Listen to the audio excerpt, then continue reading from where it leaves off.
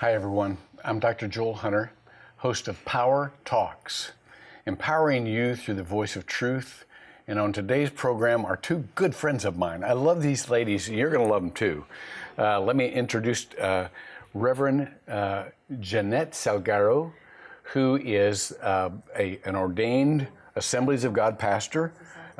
She and her husband are at Calvario City Church. They've recently changed their names. Yes. They used to be El Calvario, but it's a wonderful church in town.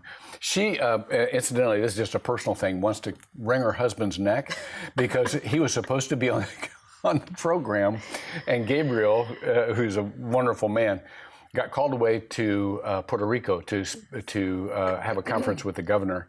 And so she's just stepping in last minute, and bless your heart, Jeanette. Yeah, it's wonderful to be here. But she's an experienced leader. Don't let that, she has been an advisor to the government, Health and Human Services Department, many others. She's an advocate for health and wellness programs across the nations for immigrants, especially Hispanic communities.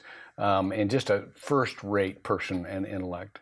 And to my immediate left is Sister Ann, who I'm crazy about. Yes. Let me tell you about this one.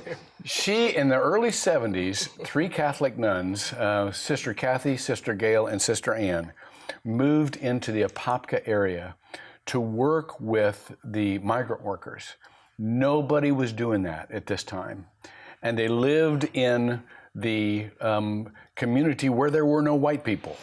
And she has been such an icon in this community for over 40 years, building up this ministry that really set people free as far as being able to create cultural safe places, empowering people who are underserved. And so I wanted her to come on as well. She works mostly with Mexican and Central American folks. Jeanette and Gabriel work with a lot of Puerto Rican folks, but broad array. Both ministries have a very broad array. So let me get to it. I'm boring myself. Even though I'm talking about you, I'm talking too much. Thank you for being here today. It's a pleasure. I'm a big fan of both of your ministries. We're a big fan of yours. Well, bless you. Thank you. Jeanette, let's start with you because the part of at least the Central Florida Challenge, that doesn't have to do with immigration. It has to do with hosting evacuees from the disastrous Hurricane Maria in Puerto Rico.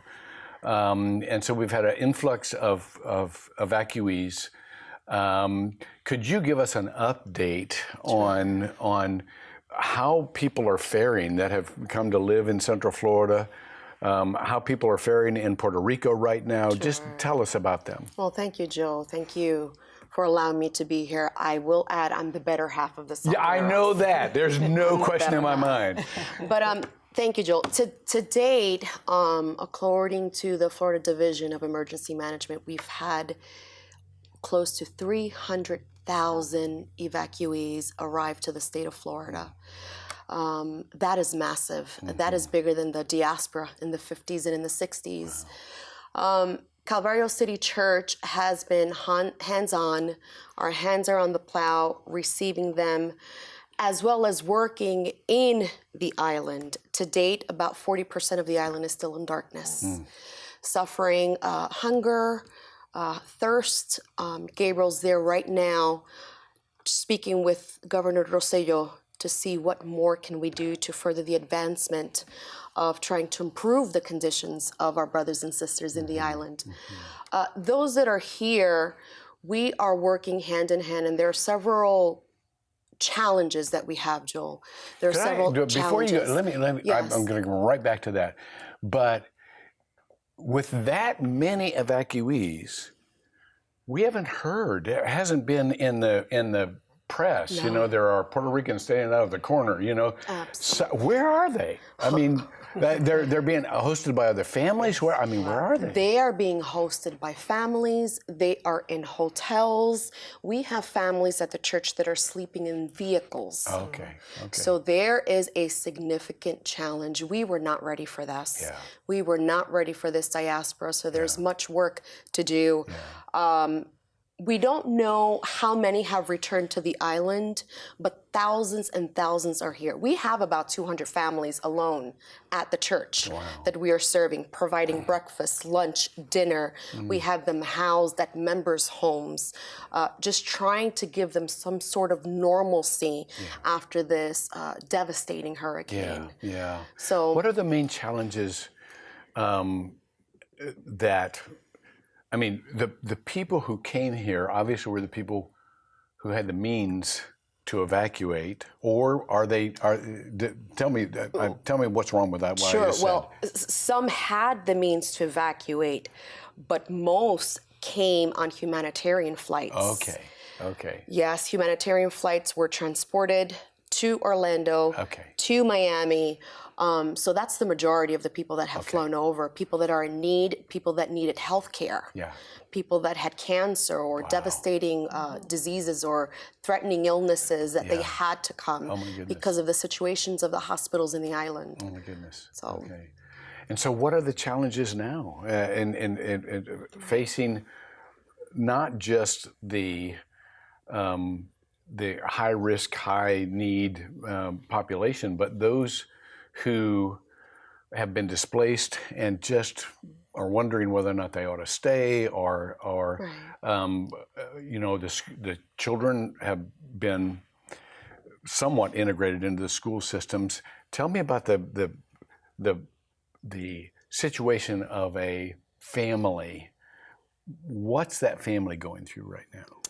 So I'll share this particular story, and I asked for her permission. We have a young woman.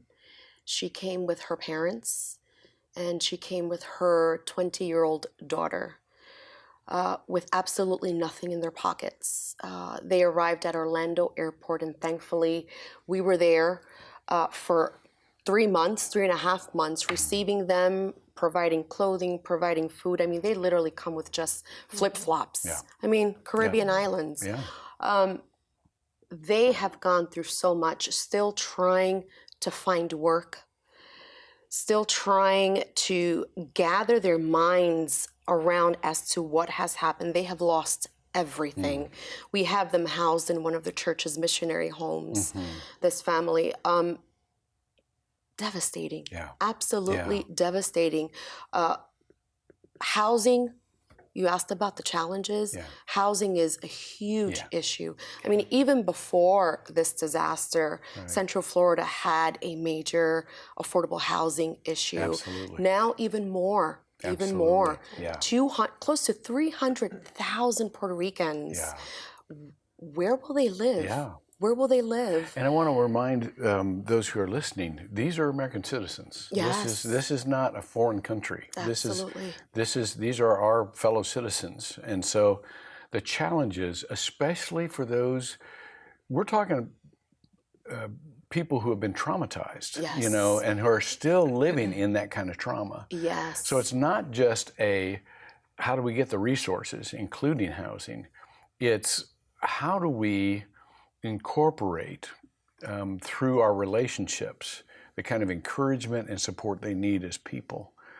I'm gonna leave that just for a moment. I'm gonna come back to that because there are broader issues I want to talk with you about as well. Sister Ann, I want you to tell us. One of the things I love about you is how much you love the people that you work with. I do love them. And tell us a little bit about your story and a little bit about who you work with right now and some of the great challenges that you have. Yeah, I am a Catholic religious sister. I belong to the Congregation of the Sisters of Notre Dame, and back in the early 70s, two sort of moments sort of collided that occasioned my opportunity to come to work in Florida. You know, it was after the Vatican Council and the Catholic Church was shaking things up a little bit, which was very good, and we were being challenged to kind of get back to our roots. And the congregation that I belong to, its origin was to work with poor people, and. But in this country, as the immigrant community began to kind of go up the social ladder, so did the sisters, and began to work in more affluent communities and schools, etc. And I was a teacher. I taught a little Espanol, but I talked like a real gringo. Donde están sus papeles? And the Catholic bishop, the new bishop of Orlando, said there were hundreds of thousands of migrant workers working in Central Florida, and he wanted the Catholic Church to reach out to them in some way. So those kind of two opportunities presented themselves, and so I left my comfort zone of the Northeast, city girl, to come to Florida, rural Florida, to work with immigrants and with farm workers. Although back in the day, about 60-70% of the workforce were African American. And that was just the beginning of the movement of more and more Latinos to be working, in the field. So I was the one that spoke a little Spanish, so I was part of the team that kind of reached out to that community, and I fell in love. It's been a blessing in my life. Humble, simple, generous, noble, hardworking people. Yeah. What's not to love? Yeah. Not picky, and to have such a beautiful faith in God. I went to the novitiate. I studied in a seminary, but really my faith was formed by them in many ways. Si Dios quiere, God will provide. And even in this really rough time for immigrants, daily they'll say to me, I'm like fuming with anger and frustration at the situation of immigrants in our country today and feeling just so sad about it. And they'll say, well, Sister Ana, God didn't bring us this far to leave us. Yeah. And we trust something good is going to come out of this. And I thought, oh my God, help me believe that. Because I question, where is the hand of God in all of this suffering that's so unnecessary? It's cruel. It's just cruel. Where's the love? So let's talk about that for a minute, because part of this conversation can be and should be around the description of people's challenges and hurts, and there's right now the major discussion in the culture are kind of between two factions. One kind of emphasizes the legal, and borders toward the legalistic approach. The other is more, boy, once you get to know these folks, how can you even go there? These are families, these are people. How do you think people who are listening, who are not, in deeply understanding of the conversations about immigration reform, all of those kinds of things, how can they understand what you understand? I mean, speak to them about how to understand better. Well, first of all, I think the message of Jesus didn't begin with laws and regulations. Yes. In fact, when Jesus was preaching and the people were hungry, it was the Sabbath. Mm-hmm. It was against the law to work on the Sabbath, and he said to his lead team, "Go out there, pick the corn. Mm-hmm. The people are hungry." Mm-hmm. I'm not advocating just kind of willy-nilly wanton, no sort of structure and order. But love is the dominant, love, protection, and community. And so we have among us people who are in this country who've been here for forever, not because they're just willy-nilly wanting to disrespect our rule of law.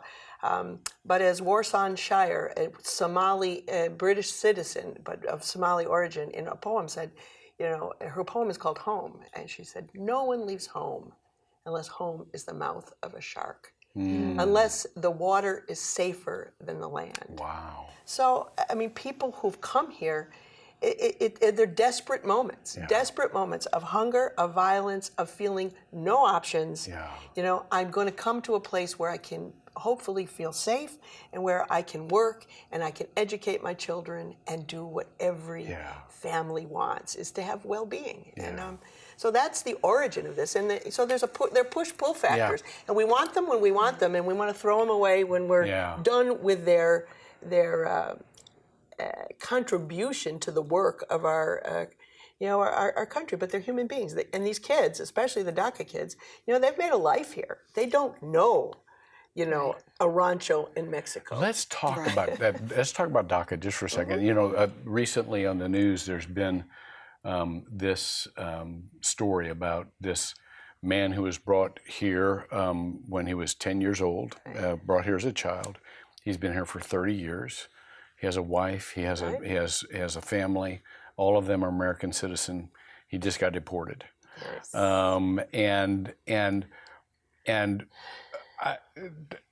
Jeanette, can you talk a little bit about, give us some insights about the issues of DACA and kind of how we should think about that?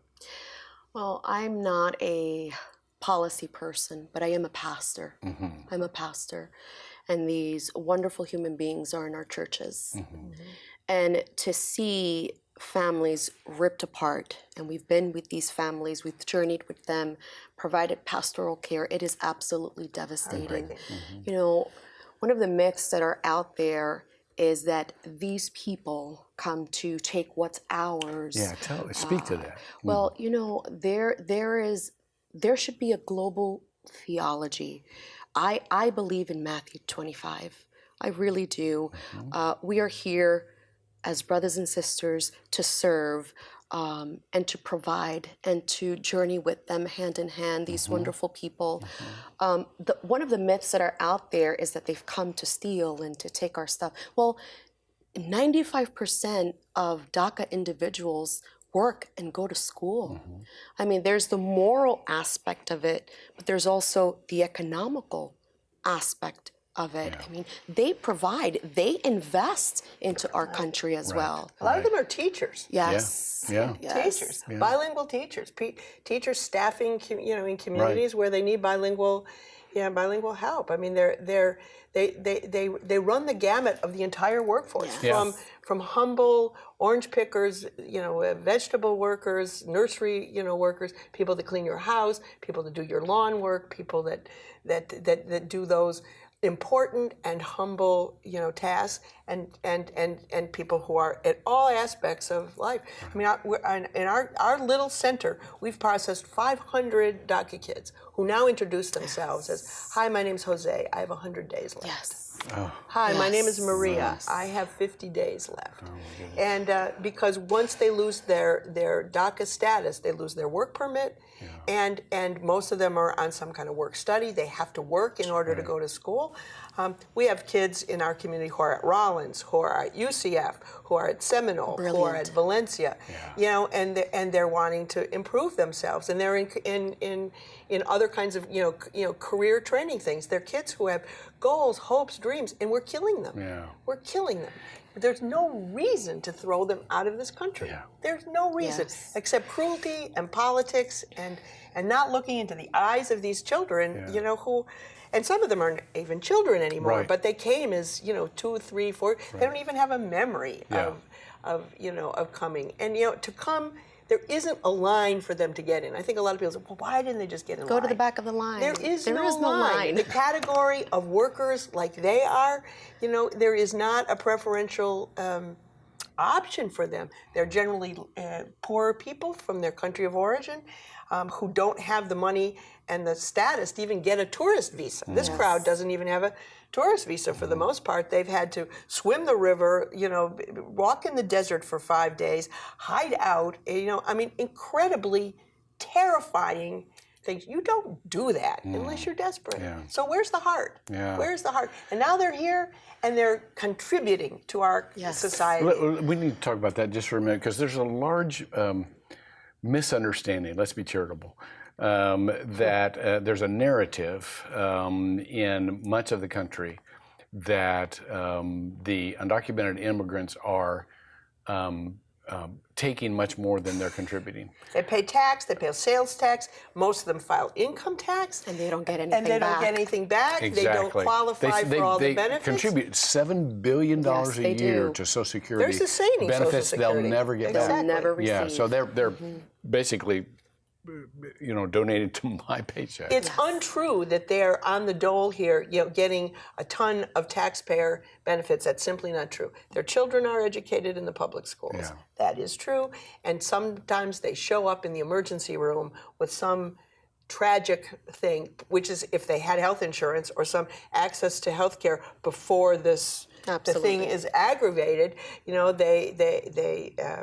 they're paying for health care out of their pocket because they don't qualify for most kinds of programs that would be insurance programs, and they were excluded from the Affordable Care Act as well. So what can we do, as people of faith, what can the average person do?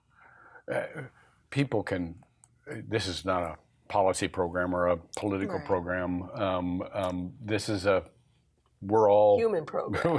We're all, people who just are trying to follow Jesus and trying to do what he would do. And I imagine many people who are listening to this say, I wish I knew what I could do to help, or certainly want people to pray for folks that are in the invisible communities of our nation, that live in fear, but are there things that like anybody could do to help the situation, or to be encouraging to those that are not in the in group, so to speak? Getting ideas that how people can serve? Right. Yeah, I do. In fact, we just came off a week of a program that we have at our Hope Center called Service Learning, where we hosted 20 students from Stetson, Bonner students. They're kids who are there on a scholarship, a service scholarship. Bonner students from Rollins, and from Bridgewater, which is a state school up in Massachusetts, just outside of Boston. And they lived with immigrant families, most of them undocumented families, in trailer parks and they live with the families and they work in the fields. And we sent them to different agricultural enterprises where they learned what that was like. And they shared life with these families. They fell in love with the families. And they said, this is the community that we're talking about with all this immigration flap? We had no idea. This is not what's portrayed on television. And they fall in love with the people, and it changes their focus. And hopefully they come home and go back to school, and they're advocates. They're allies. Because in the end, there is a politic to it, which is immigration reform and changing some of the rules and regulations. But unless you see the face of it, it becomes just either a party thing or just a political hot potato that really isn't. Can we find common ground on this? Yeah, that's the goal. That's the goal. There's a place to come together on this. Sure. What do you Well, think, Jeanette? Obviously, prayer, obviously. Right. But also, I think there needs to be a call for people of faith to shut off Fox or CNN or MSNBC, whatever channel you watch, and get to know a family. Get to know one of the beautiful dreamers that are going through these challenges in their lives. Take a trip with our church to Immokalee. We have a beautiful ministry at Immokalee with the farmers. Just journeying with them, teaching the children. Once you get to know these families and you shut everything off, you'll know where to stand. By the way, those of you who live in Central Florida, you can contact Calvario City Church on Oak Ridge, or you can contact Hope Community Center. Do you have to capitalize the U? No, it's okay. Okay, all right, it'll come through? Either way. Okay, hopecommunitycenter.org. HCC.off-offm.org. But Hope Community Center of Popka, we come up. Okay, very good, very good. And these are some local ministries that you could get involved with, and that you can help, and we would need love help. that. Yes. Yeah, we need allies. We need friends. Well, and we need to have face-to-face conversation with the people we're talking about. Much of the problem of much of the world today is that we talk about people and not to people. And it's very difficult to form an informed opinion if you haven't had direct conversation with the folks you're talking about. Somebody once said, if you want to know more, read a book. If you want to understand, buy a ticket. You know, and so it's just really important that we do that. You know, at the end of the day, Jesus was an immigrant, was a migrant and a refugee. His parents were displaced. You know, when the incarnation happened. You know, so who understands better what people are suffering? And we Christians should understand it that way too. And he lived in Africa. Right, he did. Well, there's always a moral ambivalence to trying to do the right thing. You know, of course we are a nation of laws, and we want to respect the law. But the law is there to help people. You know, we get them switched around, you know, and I think it says something in the gospel about we weren't made for the law was made for us. Absolutely. And so it's important that not only our voice be heard, no matter where you are, but it's important that your love be felt by the folks that you're trying to serve. Lead with love and protect. Lead with love and protect. You end up in the right place. That's exactly right. That's exactly right. Well, thank you, Sister Ann. Thank you. Thank you. Jeanette, Nice to be with you, Jeanette. don't wring your husband's neck. We love him, but you can get on him for leaving you in the. But you, again, you're perfect. You're smart. And you do everything is in partnership, and I love that. I love that. So thank you for both of your leadership in this community. It's an honor to be here. Thank you. Thank you, and I want to thank you for joining us. Let me just give a closing word here that I think is important for our perspective. The Scripture has so much to teach about the strangers and aliens among us. The Hebrew word is ger, and it's used 92 times in the Old Testament. And there's always an encouragement to show them hospitality and kindness. It says in Exodus 23:9, "Don't oppress the foreigner. You yourselves know how it feels to be foreigners because you were foreigners in Egypt." And so, on the one hand, we can trust governments and courts to do what they need to with the law or what they're going to do or not going to do. But on the other hand, no matter what they do, we're believers. And we follow Jesus, and we love like Jesus, and we serve like Jesus. So let's go do that. Remember, these discussions are just that. They're discussions among us. We'd love to see you continue the discussions at home, or go one step farther, as we recommended, and get involved. Because when power talks, you're empowered through the voice of truth. See you next time.